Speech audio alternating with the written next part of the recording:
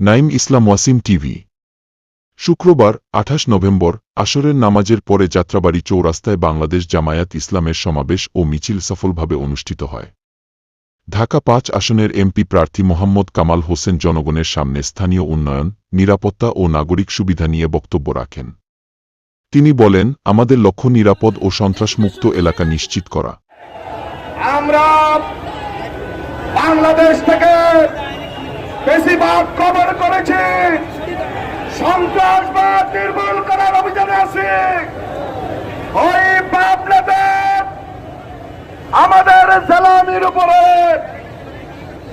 যে ন্যাক্কারজনক হামলা হয়েছে, আমরা বলতে চাই হামলা করে মামলা করে।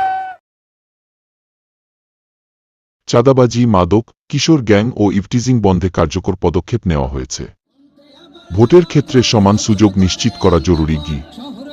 সমাবেশ শেষে অনুষ্ঠিত হয় বিশাল মিছিল, যা যাত্রাবাড়ী থেকে চৌরাস্তা পর্যন্ত চলে। মিছিলে হাজারো মানুষ উপস্থিত ছিলেন এবং পুরো এলাকা নিরাপত্তা বাহিনীর তত্ত্বাবধানে ছিল।